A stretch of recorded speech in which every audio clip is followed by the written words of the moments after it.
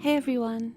Before we open today's file, please make sure to follow us on Instagram at d.s.radio, where you can find all the images that go along with today's case. You can drop us an email at contact.dsradio@gmail.com. You can find all of our socials in the Linktree bio on our Instagram profile, including links to merch. If you're feeling especially generous, you can join our Patreon at patreon.com/dystopian simulation radio, where you can get access to our exclusive Instagram page and make suggestions for upcoming episode topics that you would like us to cover. Speaking of Patreon, thanks to our Patreons, Riff Cult, Cropley Crab, Cash Broadus, Raspberry Jr., Jason R. Nelson, Creepy Paper, Jamie Sook, Michael Laughlin, Lindsay Keller, Mike Wright, Greer Weaver, Kelsey Carruthers, Linz Gibbon, Drake Holvig, Only Child, Michael M, Wesley Akers, Riaz K, Emily Medeiros, Pip, Heather Wynn, Graves, Devon Sweatshirt, The Ordained Sinister Minister, and Philip Hoffman.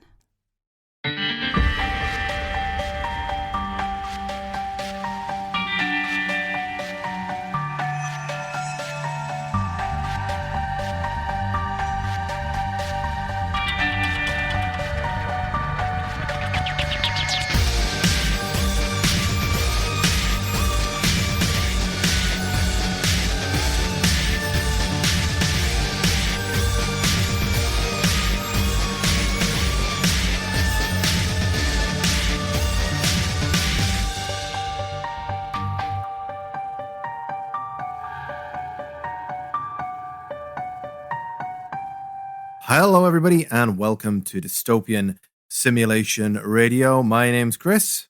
And I'm Linz. And how are you doing today, Linz? Yeah, cannot complain. Pretty good. How are you, Chris? Yeah, the same. I'm pretty good. A nice energetic opening from you there. Thank you. I got excited. What have you been up to? Same old. A bit of art, a bit of business, a bit of pleasure. You know how it is, watching the Eurovision. I lie, I didn't watch it. I watched it afterwards in clips on YouTube because I can't concentrate throughout the whole thing. So I just watch it when it's over.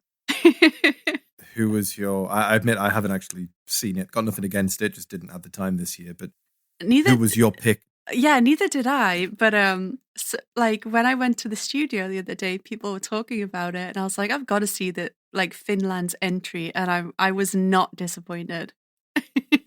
Cha cha cha cha cha cha cha cha. So we're just before we dive into today's case.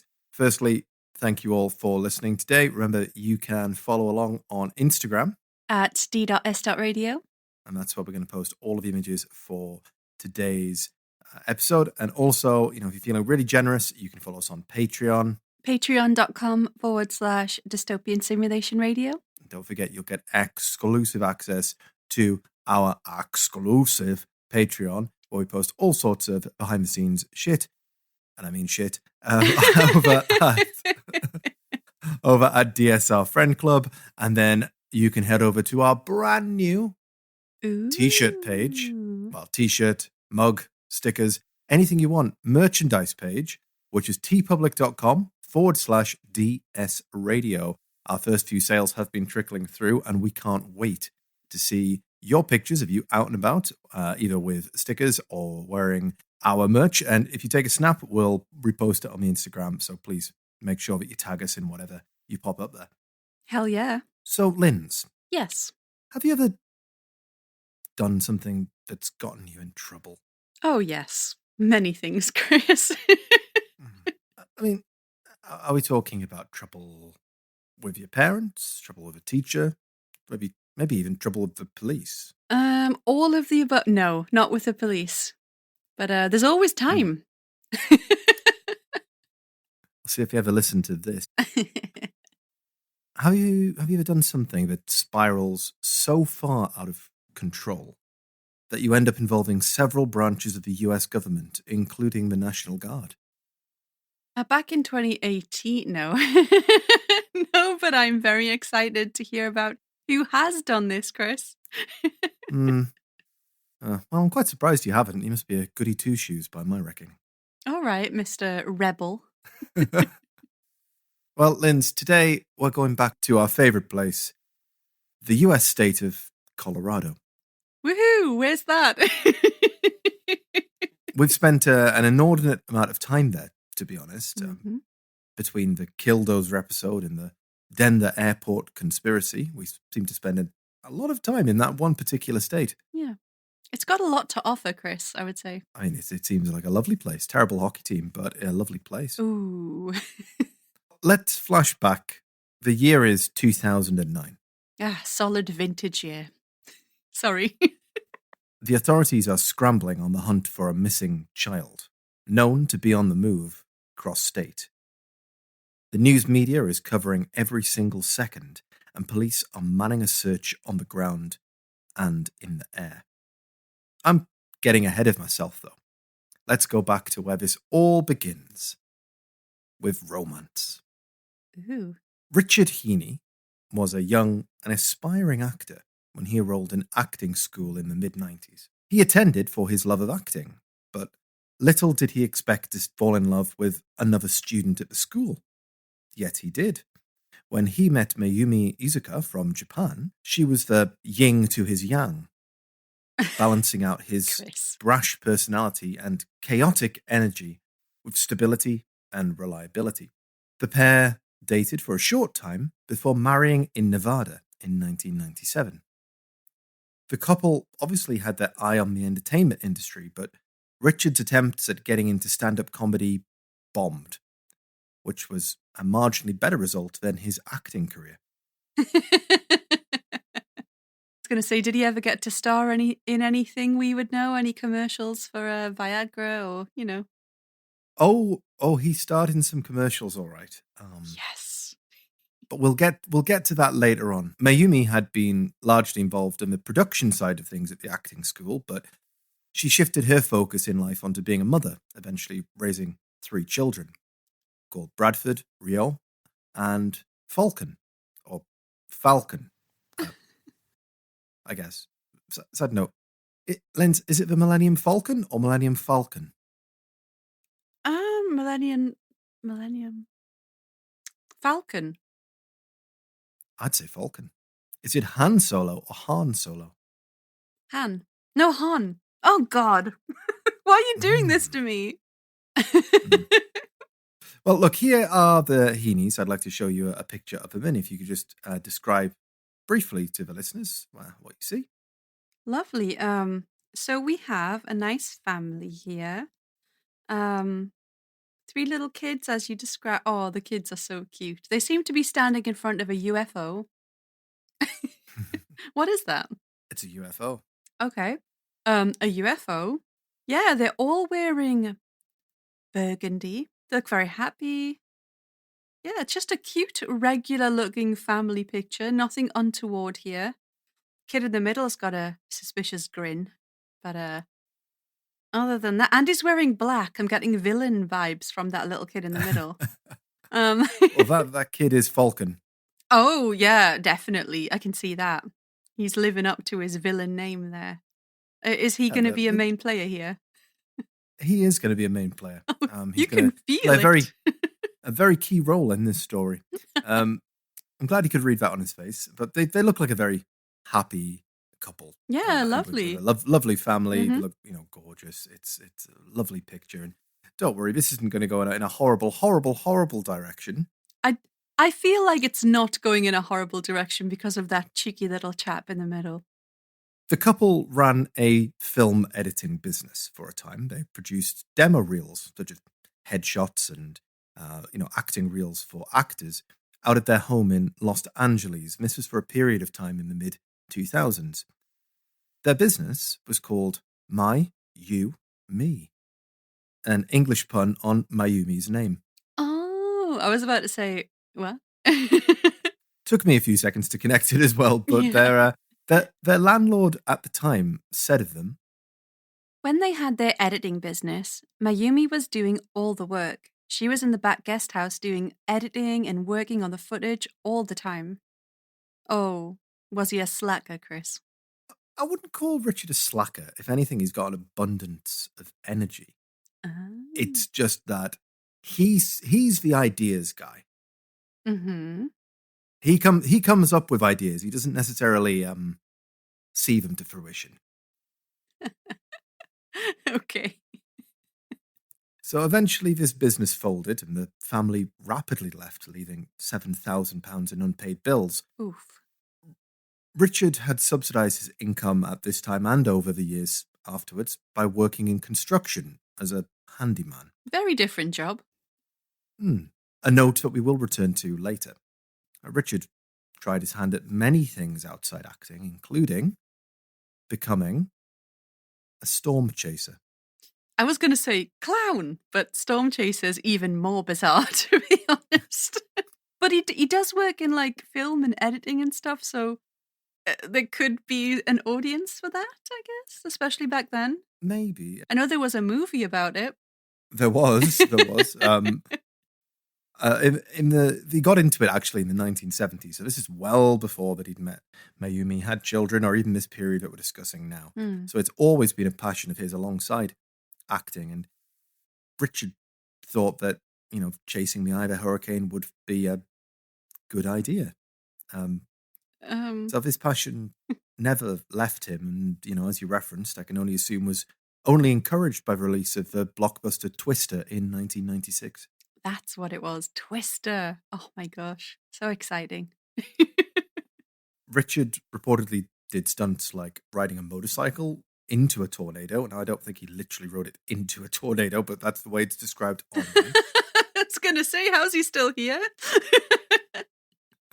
He also flew a plane around the edge of Hurricane Wilma in 2005. According to friends that Richard knew in acting school, he was always trying to get people to invest money into his storm-chasing exploits. Step 1 is chase storms. That's a non-negotiable. Step 3, and that's obviously profit.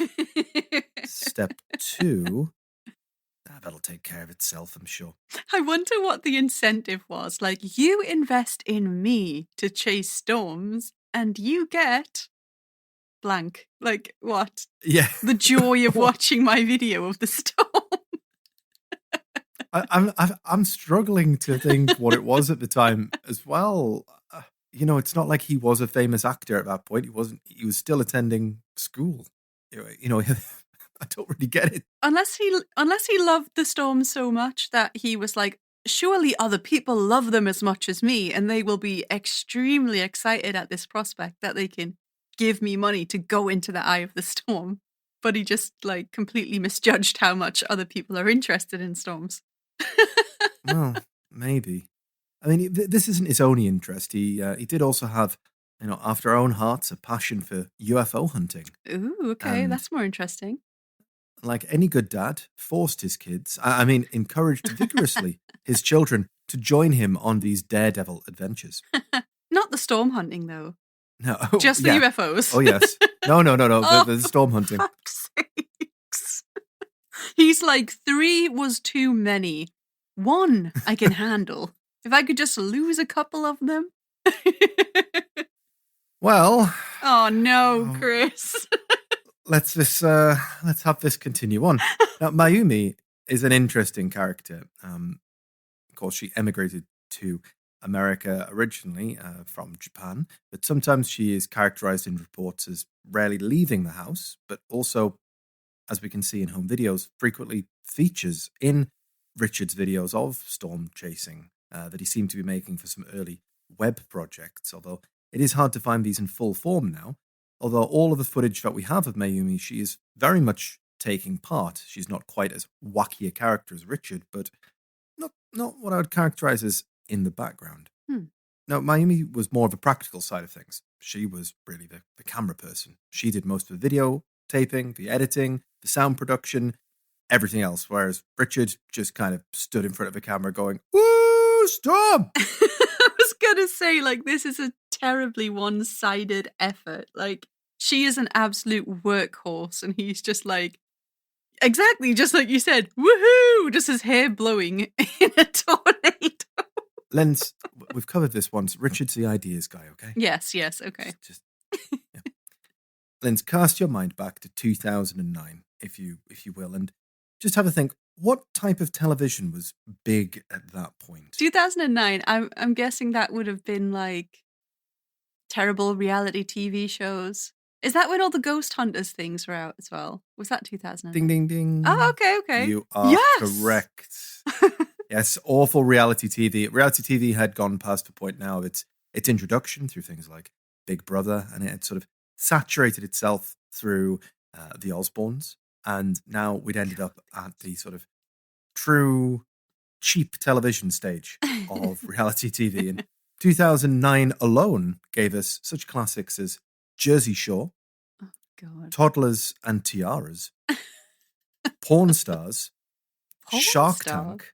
Oh, the like a pawn shop. Yeah, okay. with a W. Yeah.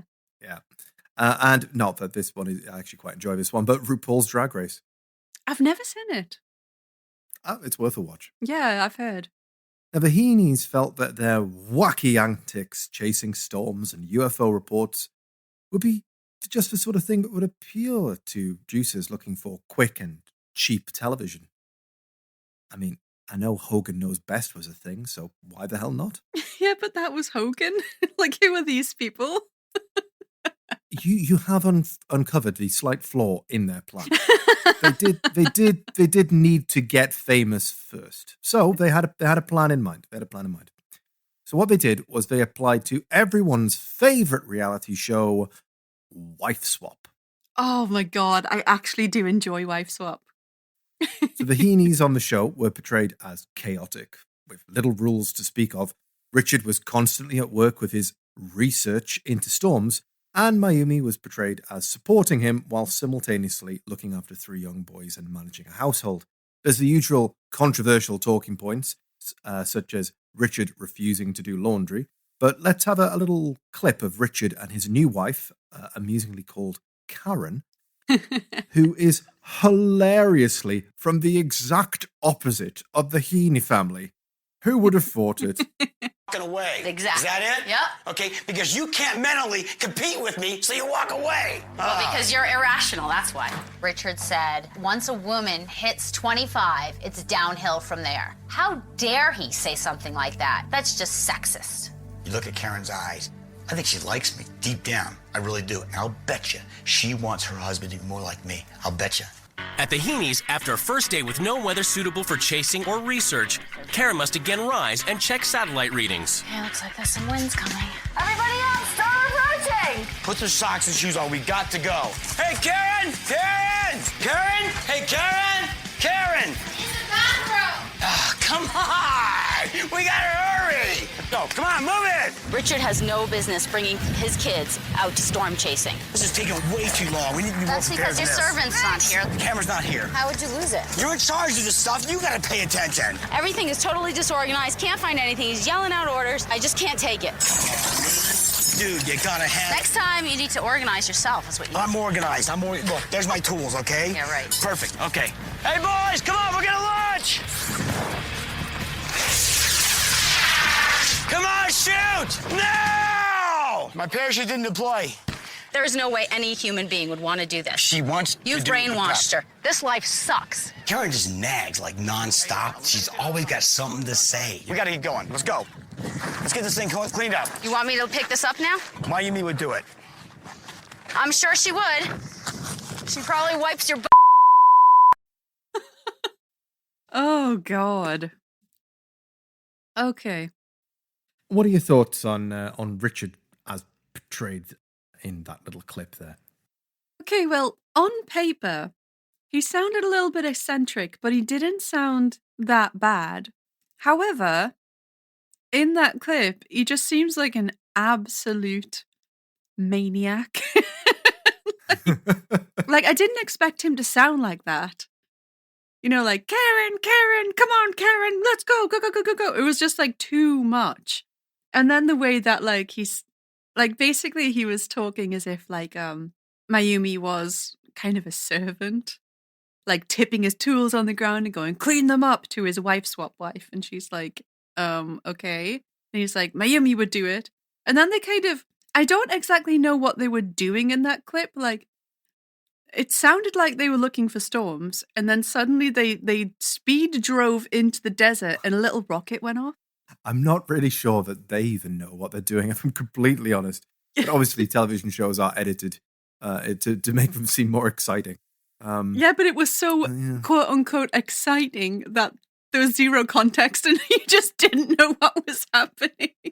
She's like, you have no right to bring your children storm chasing, which, yeah, I kind of agree. It's probably not the safest thing. But then they shot off a rocket and it was like a rush to do it. Yeah. And there didn't seem to be any sort of time limit on that activity. No. And it's like, oh, okay, the show must have asked for this, but oh gosh, yeah. Well, he's a lot more manic in the clip. Yeah, he's like, I can imagine if they were making a movie of his life and they needed an adorable version of him to appeal to the masses, he'd be played by Robin Williams in the 80s. Yes. Yes, exactly. You've hit the nail on the head. The cocaine years. Yeah, you're right. So Richard and Mayumi are an interesting couple, to say the least. Mayumi is often portrayed, both during Wife Swap here and in the aftermath, as fiercely loyal and subservient, and other words that I might suggest are rather stereotypical in their categorization of Asians, Japanese women in particular, by Western media. Certainly in the footage that does exist, she seems to be running around the household, but more than capable of holding her own. Richard has been portrayed latterly in the media as a fame-seeking maniac who would do anything to get famous. Now, their appearance on Wife Swap the first time was so popular that they were voted onto the show again to appear in a special version where they took the best couples. So in total, they appeared on Wife Swap twice. I'm not surprised. Like, he's like a golden nugget for like reality TV shows. And that's what he's been trying to tell people for the longest time. So now his name was out there. He did have a little bit of momentum behind him. I mean, the public were behind him. The producers really enjoyed him. And he thought this was the right time to make a pitch. He was trying to get his own pilot made for a TV show that he dubbed The Science Detectives. That's a rubbish name. In which he would investigate the mysteries of science. Okay. Does he have a science background? Richard does not have a science background. It has though been commented on in a lot of the articles that I've read, just how impressive Richard is for somebody who doesn't have a science background.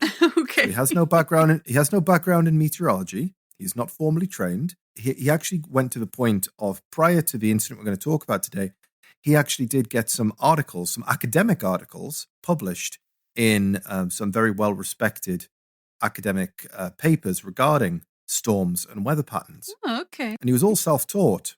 That is impressive, actually. Richard gives off this impression of mania, but is actually very, very smart. He's a genius. We don't have to like him. We just have to respect the brain behind the insanity. Now, this might shock you, Linz. Prepare yourself. Okay, prepared. But Wife Swap isn't real. Shut up. I know. But it's my favourite reality TV show after The Simple Life. It was all staged for the camera. And remember, a trained actor like Richard knows this. Oh, so God, yes. He was likely playing up for the cameras. I forgot he was an actor. He is good. This man is good, Chris. Yeah. Because of this, I don't really think that Richard's behaviour on the show can really be used as a litmus test for who he really is. But in interviews and other pieces of footage, home videos that I've watched, I've gone deep into this. It does seem to be this is Richard with the volume turned up to 11. It does seem to be that they did have this sort of manic lifestyle that they lived. Now, Linz, a question comes to mind. Why am I telling you this? I'm presuming because it's dystopian simulation radio that Richard did some batshit thing that that we're not going to believe. I see you've played Knifey Spoony before. I'm telling you this because Richard's latest experiment was about to go wrong. So very wrong, in fact. It has to go down in history as one of the dumbest things ever to happen in the history of Colorado. And remember, this is a state that built an airport shaped like a swastika. Yes. So if you had to hazard a guess, I'm presuming you don't know who this family is and what happened to them. So where do you think this story is going? I don't know this family, but I have the kid. What was his name? Falcon or Falcon. So Falcon, I have a feeling Falcon's gonna fly. He's gonna fly. He's gonna go in a storm, or they're gonna pretend that he got sucked up into a storm and, I don't know, transported to another dimension. I don't freaking know. Something really batshit crazy. Okay, well, you're definitely right that it's batshit crazy. Let's see how much of that you get right. So as mentioned earlier, Richard was genuinely a rather handy man. So much that he was, in fact, a handyman by trade. You're so stupid. However, you might remember in 2008 that a small incident occurred. I'm not sure if you've heard of it, the Wall Street crash. Yes. So, although Richard didn't own his own company, the work that he was getting in construction, which was renovating houses, tiling, doing extensions, all the kind of things that you might expect, was becoming less and less frequent until the point that it was pretty much dried up. People just weren't spending on expensive house remodeling projects at that time. So Richard needed to find another way to make money. Now, in his storm chasing, he built various pieces of equipment like rockets and so on, which were somehow used for his scientific endeavors. Don't ask me to explain how, but they were. And this leads Richard to his grand idea. Are you ready? Yeah, the suspense is killing me. 3 words, Linz. Desert balloon racing. What the frick is that? Desert balloon racing is exactly what it says on the tin, Linz. It's racing balloons Do others in the desert. participate in this, or is it like a sport he made up? Well, I mean, no one else knows about this, but I mean, he figured that if he could get a prototype together, that inventors around America would flock to a balloon race that he would hold in Utah or Arizona, because why the fuck not? A hot, dusty balloon race. Oh, and did he need a light little fella for his prototype? Oh no, it's oh god, the dots are joining. Not quite. Oh, okay. In the back garden, Richard, with the help of his 3 young sons, began to build a UFO. A wooden frame was constructed to hold the balloon in place, using 16 wedges of plastic and sparing no expense, 2 whole rolls of duct tape. Flex tape. No, couldn't afford that. It was duct tape. Okay, fair enough. The bones of the device were in place, and a small basket constructed from plywood, cardboard, and yet more duct tape was attached to the bottom to hold the equipment for steering. He then covered the whole balloon with aluminium foil. That's aluminum for our American listeners. Now, it's not specified what kind of foil, but considering the high grade of construction materials thus far, I'm assuming that it was Walmart's own brand kitchen foil. This foil would be used to conduct an electric current that would steer the balloon. A pulse would be emitted every 5 minutes, and this would somehow allow for remote steering of the balloon. It took a month of construction to get it to the point of organizing a test flight, and Richard, being an old romantic, scheduled the test flight for his and Mayumi's wedding anniversary. For fuck's sakes. Although somewhat amusingly for a storm chaser, the launch was delayed due to bad weather. 3 days later, on the 15th of October 2009, Richard got to work. He filled the balloon up with 5 tanks of helium, and the balloon lurked into shape. He then used a stun gun to run 1,000,000 volts across the metal surface, which would allow for the remote steering, apparently. What? How does that work? Please don't ask me to explain this. Okay. I've really tried hard to find out, and I don't understand, but apparently... We are not rocket scientists. No, I'm not even a balloon scientist. Apparently, it's a thing. Magnets, how do they work? Now, this plan obviously seems fantastic. Everything was going to plan. Everything was sound, except for maybe trusting Richard with a stun gun around small children. The plan was to launch the balloon, tethered to the ground, and attempt to maneuver the balloon using the electricity in a kind of test run. And I would point out that all of this is taking place in his suburban backyard. Why not? Oh, so in the family photo you showed me at the start, that legitimately was the UFO. I don't think that was necessarily the UFO. We're going to take a look at it in a second. Oh but my God, I do yes. believe that it was one of the projects. Okay, it was a prototype. So the family had prepared for it all morning, and the kids had been helping. The boys were all fairly young, being 9, 8, and 6 respectively. So they were especially excited for the big day, although probably not as excited as Richard, judging from the footage that we've seen of him. The moment had finally arrived for the launch of the balloon. Richard took away the frame, and it began to rise. Before we go on, would you like to see the balloon, Linz? Yes, please. I've been sitting here waiting for you to show me a picture of it. This is going to be good. I can feel it. Oh.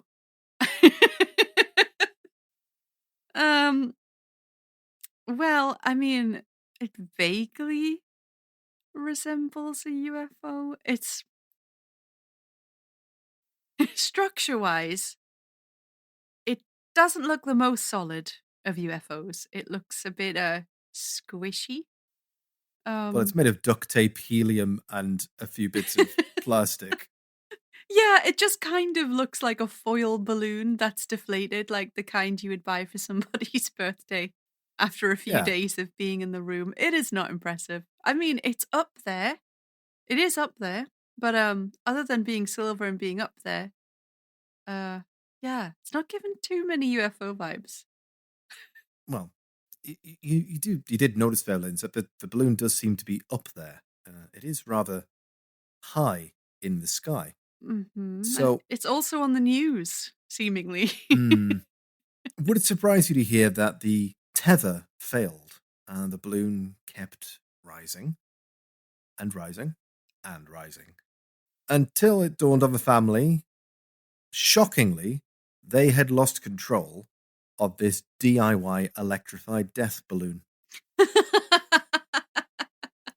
This was bad. This was really bad. It was drifting into the airspace of Denver International Airport, Oh, and the New God. World Order and their lizard associates would not take kindly to that whatsoever. But something even worse dawned on Richard and Mayumi. Didn't they have 3 children before? Oh, God, I knew it. Falcon. Where is 6-year-old Falcon? Oh, I mean, he'd been with us moments before. I mean, he was playing with that basket, right? But I mean, when Richard did the final checks, and Mayumi, you were setting up the camera, and oh, that's right. Falcon is riding the lightning in the balloon of death. Shit. Wait, so he's in there? Well, there is. You can't see it in this picture, but at the bottom there is a little bit of a what you could call a basket. It's not truly the right term. It's a small Okay. box that's holding the equipment that's pulsating electricity across the balloon. Right. Might not be the best place for No. a 6-year-old. No. There's nowhere on that thing that would be a good place for anybody. Oh, God. Of course, As any family would, they absolutely panicked. Richard ran into the house and called the FAA, the Federal Aviation Administration, hoping that they would be able to track and locate the balloon whilst getting word to the local airport and to the Denver International Airport. The FAA, though, weren't much help and told Richard that he needed to dial 911. Mayumi initiated the call. And so was it an experimental plane? Yeah, it's a flying saucer. It's a flying saucer? Yeah. And that's gone too, right? That's correct. How long is the flying saucer gone as well? Yeah, about 20 minutes, I think. They've both been missing for about 20 minutes? Yeah. Okay. Ma'am, does it have any kind of a tracking device or anything on it? No. No, nothing. Okay, is it electronica? I need to talk with my husband. I know it has a... Okay, I can't understand what you're saying, ma'am.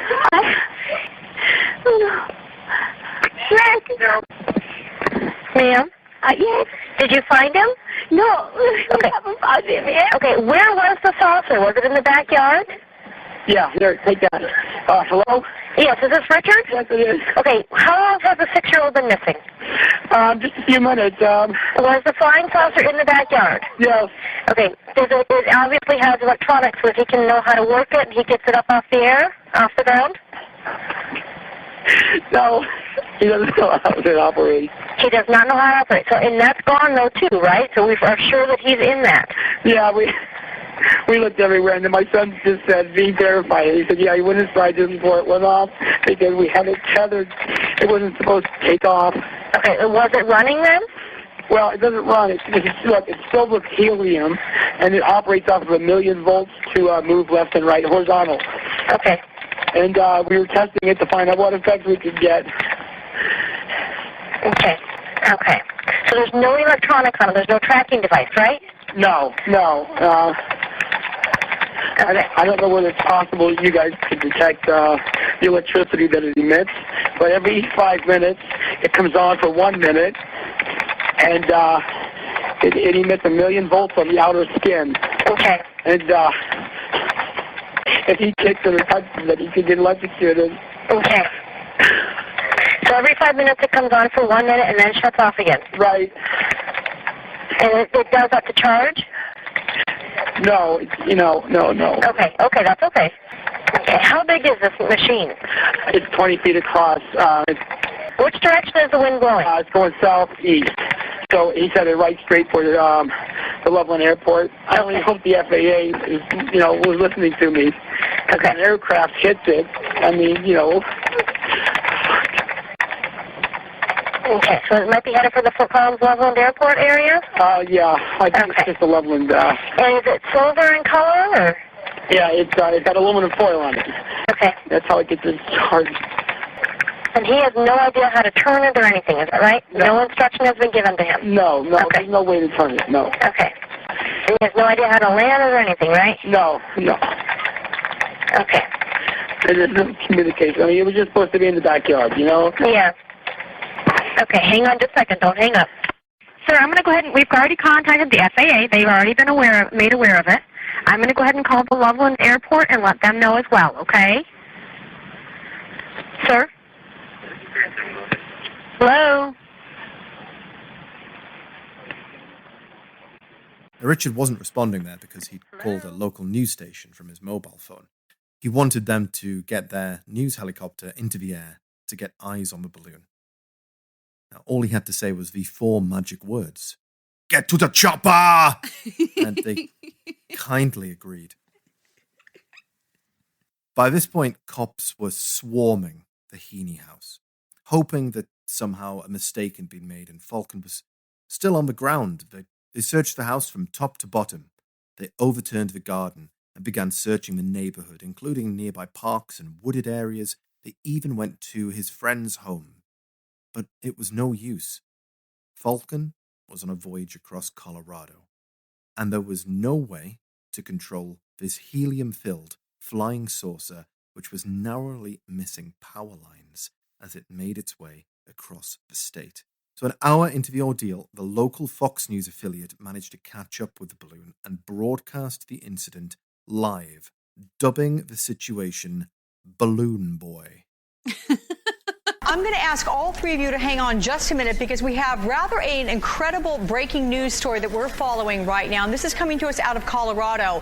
What you all see right there is an experimental aircraft that inside of which is a 6-year-old boy who got into that aircraft not that long ago and accidentally launched it. It's hard to believe, but it is absolutely true. It's coming to us. This is the balloon. It is coming to us from KUSA. The chopper is taking pictures, and I believe this balloon, again, experimental with a 6-year-old little boy whose parents have created this experimental balloon. Inside, it's about 10,000 feet up. That's the approximate height right now, traveling at pretty wicked speeds right there. This is in the area of Greeley, Colorado. The family home, I believe, is in Fort Collins, Colorado.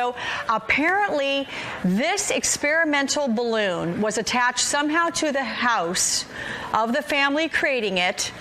It was tethered by a rope, and the 6-year-old little boy got into that balloon and somehow detached the rope. There's a wider shot perspective, everybody. Imagine the terror right now of this 6-year-old little boy and the family far away on the ground. Again, estimates this being as high as 10,000 feet right now as it travels pretty quickly through the skies of Colorado. Like, seriously, that is not true. That cannot be true. Well, Colorado and the nation collectively held their breath, hoping and praying that the boy would be recovered safely, as the balloon rose to over 7,000 feet above the ground. Now, Linz, I've done the maths on this, and that is 977 Big Show Paul Whites stacked on top of each other. Shut up.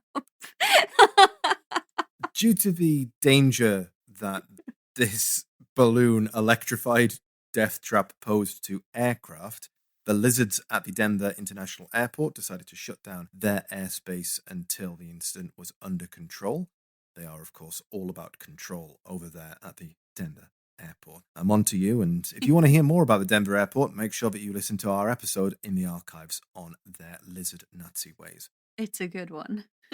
Now, at this point, a detective sent a report stating that they had seen something fall from the balloon as they were tracking it. Richard stated years later that getting this particular update was the worst moment of his life, and I think anybody could understand why. By this point, the National Guard had also deployed 2 helicopters and were tracking the balloon as it began to sag on one side. 90 minutes since the frantic 911 call, the balloon was now not ascending but began to descend down to the earth. Quite a rapid descent, in fact, potentially, with a 6-year-old boy inside. Linz, could you describe to everyone the moment that the balloon lands? Right, we have this sad, deflated UFO really speeding towards the ground, I guess. It's all flat on one side, landing in a field. Is that Richard? No, that's local law enforcement officers. Okay, there's an officer running at it. They're looking inside. There's lots of cars and vans and emergency services around. Looking in there, they're checking out that little basket on the bottom. So as authorities investigated the balloon, as we saw in that clip, the 6-year-old youngest son, Falcon Heene, was nowhere to be seen. The frantic hunt began to locate the boy, following along the 50-mile flight path the balloon had drifted in the 2-hour ordeal from the family home. Authorities suspected the worst. The object seen falling from the balloon could only have been young Falcon. Richard and Mayumi sat in floods of tears in their front room, watching the ordeal unfold live on television with the rest of the nation. Police investigators were with them, and as soon as the balloon crash-landed, they jumped onto their phones to get more information from their colleagues literally in the field. One of them recalled, as they moved into the kitchen to get a little bit of space so they could talk freely, suddenly hearing a blood-curdling scream. It was coming from Mayumi, and rushing back from the kitchen to the front room, they found a shocking scene in front of them. One which I'll fill you in on right after this ad break. Yeah! Hey you, dweeb! Want to look cool? You need to get yourself some DS Radio merch, dude. Let me tell you something, dude. You should head over to tpublic.com/DS Radio. Get yourself some sweet merchandise, brother. Oh, yeah, get yourself a t-shirt with our faces on the back. Yep. Or maybe get yourself a little coffee tumbler so you can take a cup of coffee in the big time. Oh, What is happening? So head on over to tpublic.com/dystopian. No, /DS Radio. We got rid of the old link. It's /DS Radio. And pick up yourself some fucking merchandise. Sure. Whew. That was good.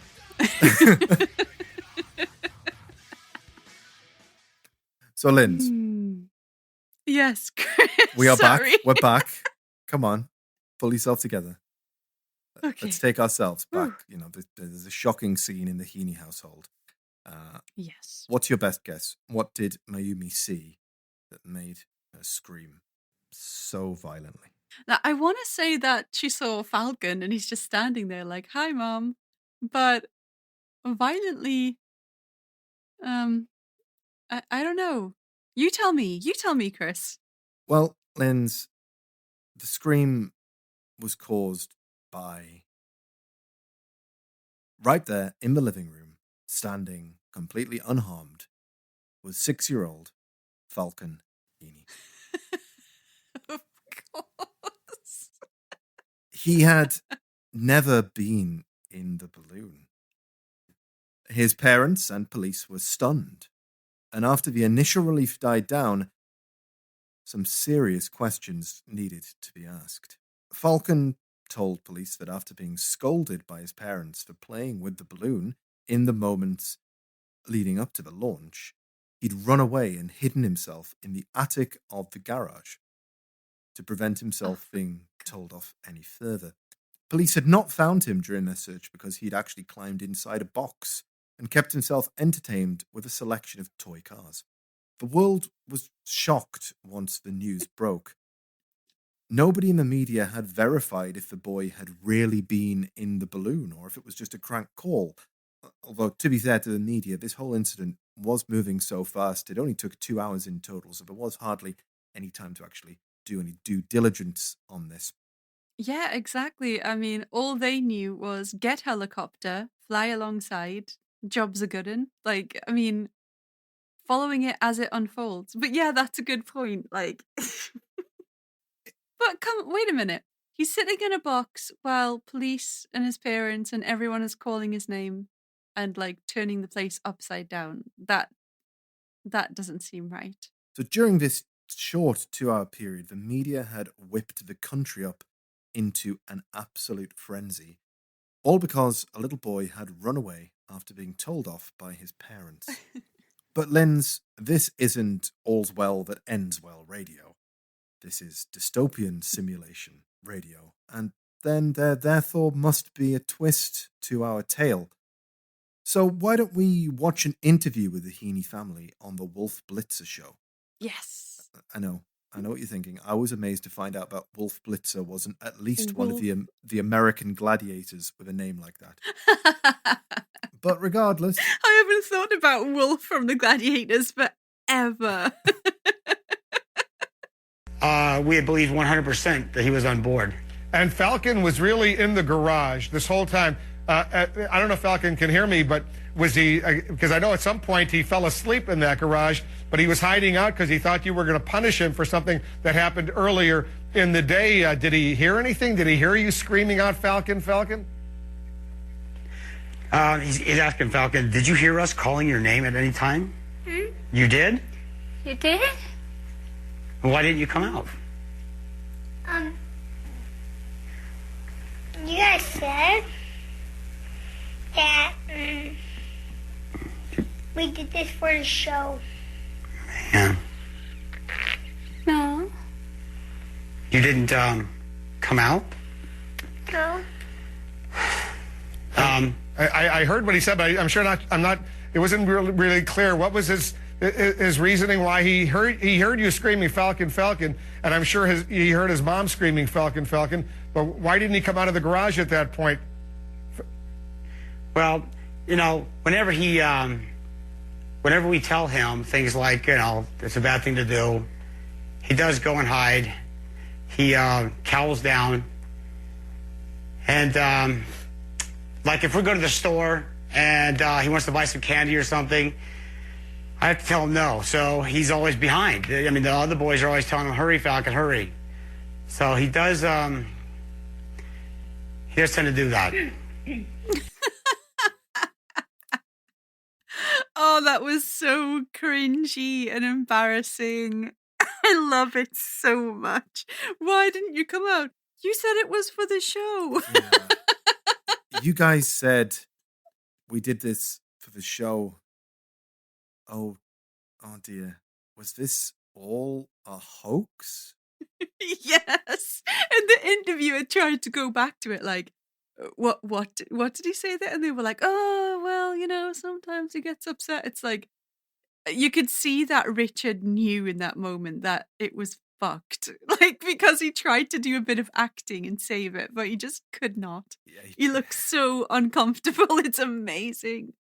Oh, just got such a good cringe from that. So, what happened then? Did the Heene family perpetuate this all for the fame, or did a 6-year-old boy happen to say a weird thing live on air and the media have run with that narrative ever since? Let's ask Richard. This is another hit piece. What would be nice is if the media could actually go, yeah, Richard's got a point, but it's so biased, okay? The media continues on with the same narrative. They made it up so they could get famous. Thanks for that, Richard, but let's just investigate a little bit further. So, Yes. years later, Falcon himself would claim that what he was actually referring to was that a Chinese reporter had asked him to demonstrate how he climbed into the attic for their show, and that's what he was referring to when he said he did it for the show. Nice attempt at a save, but from him just sitting there answering it and how uncomfortable Richard got, you could definitely see he'd let the cat out of the bag. Otherwise, I think he would have just corrected him naturally and been like, no, like initially, when we thought you were missing, not for the Chinese news show, but he didn't. He just went, Well, sometimes he wants sweets and candy at the store, and I have to say no, and somehow that's connected to what this question is all about. Yeah, he panicked. You could see that he panicked. It's so obvious. But anyway, we are jumping ahead of ourselves. Let's get back to 2009 now. So in the days following on from that particular live interview on CNN, the mood of the case turned. The Heenes went from public darlings to public enemy number one in a matter of hours. The revelation that this may have all been faked, possibly to secure a pilot of Richard's The Science Detectives TV show, soured the opinion of the family. Suddenly, police that had been dealing with a missing persons case were now heading up a criminal investigation for a waste of police time and public funds. This included an estimated $14,500 alone spent in the launch of the 2 National Guard helicopters. Oh, God, yeah. The New York Post later guesstimated that the cost of the entire rescue operation was over $2 million. Oh, Jesus Christ. Ironically, Oh, no. the family that had always been chasing storms now found themselves in the center of a shitstorm. Beautiful. Beautifully put, Thank Chris. Now, Mayumi and Richard were now under investigation, and the pair agreed to take separate polygraph tests to prove their innocence. During the questioning, Mayumi broke down and admitted that this was all a hoax, Oh, which is pretty damning, right? yes. Well, just before you completely cast the family away, there is more at play here. Apart from the stress that the family was under and being split up to do these interviews, Mayumi was terrified. It dawned on her that she was an immigrant in the USA and potentially facing felony charges. She may very well be facing deportation and the prospect of never seeing her children again. Oh, gosh, yeah. I didn't think about that. Richard also complained later that all of this was taking place in Mayumi's second language, and due to it being a weekend, no translators nor legal representation was available. Mayumi now stands by the fact that what she was doing whatever she could to keep the family together and to prevent deportation. The results of the polygraph tests are sealed, unlike the very public polygraph test performed on the real-life Bigfoot covered in a previous episode. However, associated reports by the examiners noted that Richard's answers were less believable than Mayu, and he began to fall asleep when was questioned more intensely about his role in the supposed hoax, blaming What? type 1 diabetes and low blood sugar levels. Okay. He really is an actor, isn't he? Fast forward to early November, and now the couple were on trial, and they were in the process of entering a plea bargain. They would both admit guilt to staging the hoax on the proviso that deportation was taken off the table. Now, I can buy this as a reason for them pleading guilty while maintaining innocence, and I know first-hand visas are not to be trifled with. The pair were found guilty, Richard of attempting to influence a public servant, and Mayumi with a false report to authorities. Richard was given 90 days in jail and 100 hours of community service with a fine of $36,000. Also, hilariously, made to write an apology letter to each of the government bodies that took part in the search. I mean, I'm sorry for releasing my UFO into the skies. what do they do with it? Like, did they put it on the clubhouse wall? Include it in the National Guard newsletter? Like, It's just a gesture, isn't it? no, but It would be a nice little souvenir. That's something that you make kids do. You're like, oh, Mr. Jenkins, sorry, my son broke your window. Of course, I'll pay for it. I'll make him write a letter to you as well. Yeah. Mayumi was sentenced to 20 days in jail to take place 2 days at a time in the form of jail-supervised community service. So she would never actually go to jail. Okay. But she'd be doing community service in a jail, if that makes sense. These sentences were also said that they would not run concurrently to allow somebody to take care and be present to look after the children. The couple were also banned from profiting from the incident for an unspecified amount of time. Ooh, okay. Yeah, I know this is probably mean, but like I do think that they just wanted to be famous and they were like, this is a great idea. Well, you should hear what Richard's attorney, David Lane, said of the conviction. Every bit of what happened to the Heenes was an injustice. It would have been great to take the case to trial and make them all look stupid. But was Richard really willing to take risks with his family over it? You're talking about tearing a loving mother from her children and her husband as some kind of revenge. It was morally repugnant for prosecutors to put the Heenes in that position, to let this case turn into a circus. For God's sake, it was a balloon. I mean, he's not wrong on that last point. Yeah, a balloon near a freaking airport. That's scary as hell. In the years that followed, the Heene family have maintained their innocence. In fact, they've doubled down on it. They state that their admissions of guilt were made under duress, and the guilty plea was only to prevent any discussion of deportation. The district attorney's office disputes the claim that deportation was ever used as a threat against the family. In 2020, all charges were removed from the couple's records when the governor of Colorado, Governor Polis, pardoned the pair, saying that it was time for the couple and Colorado to move on from the balloon boy saga. Presumably the governor of Colorado didn't have anything bigger to attend to in 2020. The Heene family moved from Colorado to nearby Tampa, Florida. The family took the kids out of school due to the fear of bullying and homeschooled the trio. Richard busied himself with his projects, including one which would be described as a pickup truck robot, which can load or unload a truck. Okay. You stay away from your projects, Richard. No. You've caused enough trouble. Well, the best part of this is the commercial that he made, in which Richard donuts a pickup truck, exits, and screams at the camera that he doesn't have time to unload his truck. He needs to pick up hot chicks.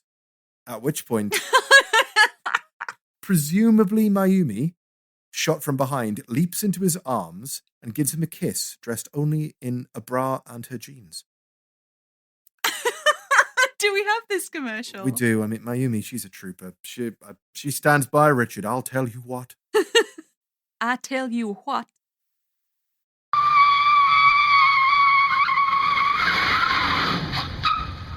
Hi, I'm inventor Richard Heene, and boy, do I love my truck! That's why I would never permanently mount toolboxes or a lumber rack on the back. No! I'm going to use my pickup to pick up hot chicks! That's why I invented the all-new Heene Duty Truck Transformer! Yes! Yes! Yes! Yes! Yes! Oh, yes! Oh my god, you didn't mention the thrusting. Fucking hell. Is the website still there? No, it's not. Oh, well, I love the advert. It's absolutely It does have terrible. other companies that still exist, though. They are still out there. We'll get onto that. Not a bad product. Undoubtedly, Richard's best project, though, is still available to buy today. And it is the Bear Scratch. Linz, you know how bears scratch their backs? Oh, like against a tree? Yeah. Well, Uh-huh. Richard feels that humans would also benefit from this method of scratching. So Right. he sells a small log with wall fixings so that you too can act like a bear with an itch. Buy one for the office now. How much are they? It is $34.99. Bargain. Let's get one. Yeah. But if you're doing it internationally, you do need to contact them with your full shipping address first before placing the order.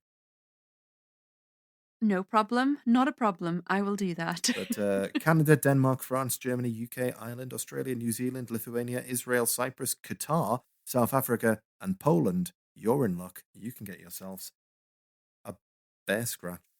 Can you just imagine some guy in Qatar just scratching his back on a fake log? Now, what are the boys up to? Well, they... How old are they? Now they are Cool. late teens, early 20s right now. Well, their father, Richard, in another one of his projects, has written a heavy metal rock opera called American Chili, which stars his three boys. Oh, those poor children. I should also mention that the three boys had their own heavy metal band called the Heene Boys. Yes. The Heene Boys. And one of their songs is called No Balloon, No Hoax. Fantastic. Is it good? It's awful. So I'm not going to play it here. I will post some to our Instagram, to the Patreon, and so on. I have a feeling that Richard or somebody involved in this may be the type to issue a copyright strike or some sort. So let me just put it this way: the music is a great effort, right? And you can track that. They seem to have not posted a video in a year or so, but you can track it. They do get better and better. They were fronted by a prepubescent boy for the most of it, so you can imagine that the vocals are, well, they sound almost exactly like Dave Mustaine, if I'm completely honest. You know what? I was thinking that maybe they sounded like what was that meme band forever ago where it's like a bunch of kids? and it was like, I just want to play video games, and they had like really nasally voices. Yeah, it's look it up. I'll say look it up. Go to our Instagram. We'll put some on there. You can take a look. If you're on our Patreon, I'll put lots of links to it on there. Don't you worry. You can get your fix of this this metal. I'll even put a link to the entire American Chili rock opera if you feel like I can't wait yourself. for this Patreon post. So even today, the family maintains innocent, stating any admission of guilt previously was purely done under duress to keep the family together. Falcon himself maintains that it was all real, and the boys' heavy metal songs prove that it wasn't a hoax. So, why do the media... How does that prove anything? Because you said a thing. You have to see the music video. It proves it. It Oh, okay. proves it. But why are the media still saying that it's a hoax? Convictions have now been overturned. Linz, what do you think? Is this a hoax? Or just a little boy making a decision with very far-reaching consequences? Well, I think, and this is only based on that interview that they did, I see guilt and panic in Richard's face when Falcon said, oh, it was for the show. And I don't think he responded to that in the way that a person normally would if someone had said something incorrect, because usually the first thing you want to do is go, no, it was blah, blah, blah, and correct them confidently, right? But he panicked, and he did, like, that interview for me just makes me feel like that was a hoax, and you've been trying to get popular, you've been a wife swap twice, you've really been trying to get your foot in the door of like reality TV or entertainment and what have you. And I feel like they probably thought that this was a good idea. And like a UFO, the tether coming loose, it's like, it's a balloon essentially, but it's quite dangerous because it's near the airport and power lines and such. So it's like, I think they thought this would be a harmless way to do it. But having the pretending, like saying that the kid was in it makes it a lot more like high risk for the audience. Like they want to know that kid's okay. Yeah. They're going to watch every minute. They're going to tune in, and maybe they feel invested in the family afterwards. But because it didn't go that way, I think the interview really screwed them up. Because like little kids, like I know a 6-year-old I've babysat before, and he just makes shit up, but eventually he'll just say the thing. Like they do not know how to act, how to play along. They don't get it. Well, Richard had been in it, so in the weeks preceding up to this case, he had actually managed to get a pilot approved. The producers of Wife Swap were interested in making a documentary series about them. Oh, So okay. Well, but this was quickly pulled after this stunt. Very, very wrong. Oh no. So what may appear to have been an attempt to generate some publicity ended up having the opposite effect. For my part, I've watched a lot of interviews with Richard. He's done a lot of stuff online, including like hour-long talks to the camera on the internet, clearing his name. I want to believe that Richard is innocent. But do you though? Do you actually believe he's innocent? Because I've only watched what you've shown me, but you've really dug deep here. So in your opinion? I think that it's in all likelihood a hoax, but there's still enough of a doubt in my mind that it could not have been. I mean, you could imagine the scenario if, your child you thought was missing, you would call the authorities. You would try and get in touch with everybody. You would be panicked. You would be, looking for all of this stuff. I think all of these reactions are quite genuine. I mean, if you listen to that 911 call, yeah, all right, you can say it's Yeah, but they have background in acting. Do you know what I mean? It's like, if I wanted to do a hoax like that, I'd be like, okay, missing kid, you do this, this, and this. Yeah. So I'll just do that, and I'll hone my little acting skills. And I don't know, man. I just a don't weird want to one. completely dismiss that. Maybe it's the visa thing that's tugging on my heartstrings. I don't know. But I just think that you can entertain the idea that it wasn't a hoax, but in all likelihood, it was a hoax. Maybe I shouldn't hinge it all on the way that he clearly looked like he freaked. Like in his mind, he went, "Oh fuck," during that interview, and then he just said something completely I irrelevant. mean, that is some damning evidence, to be honest. Yeah, because really you is. can't control that and you can't act your way out of it because the cat's out of the bag. And I think his face and the way they acted showed that.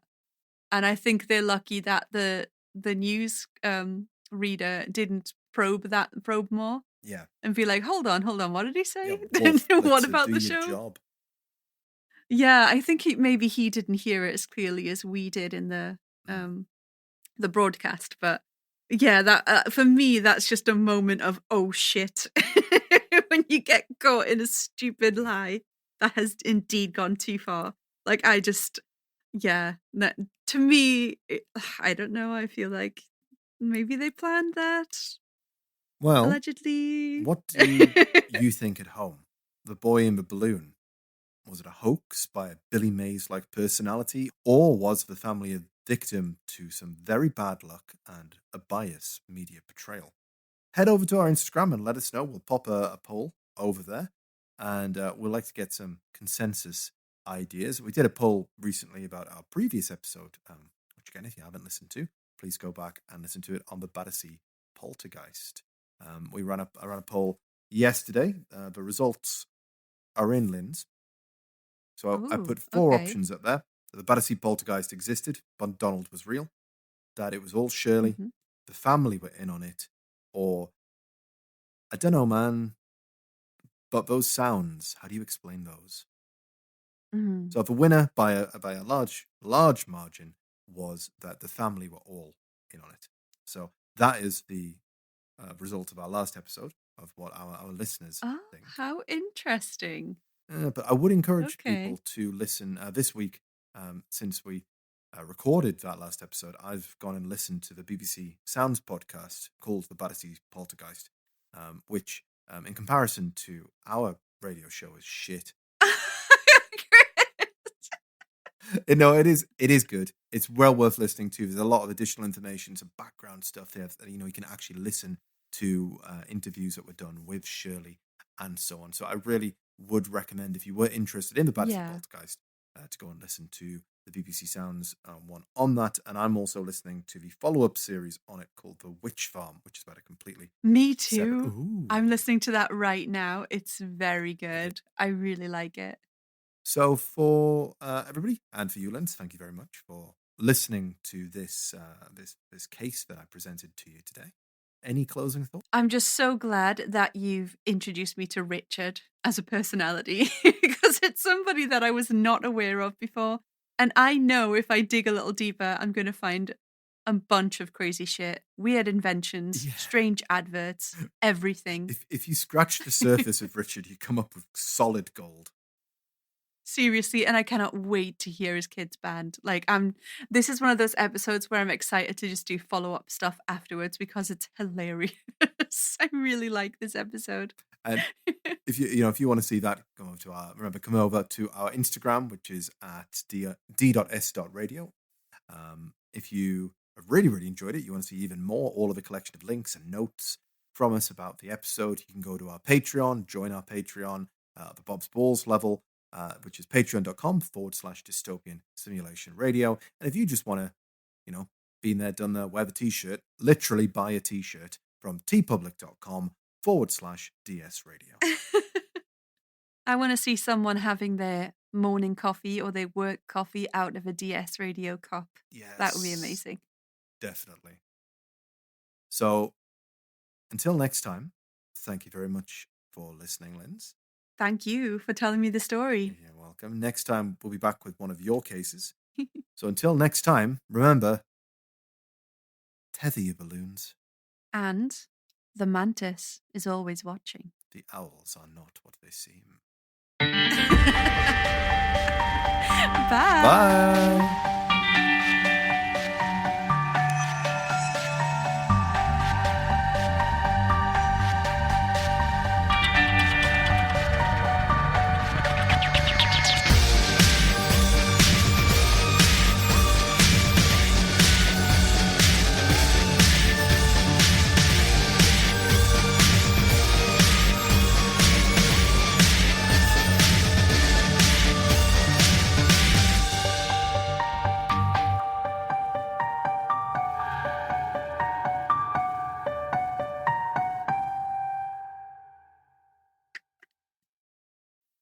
Heene duty. Heene duty. Heene duty.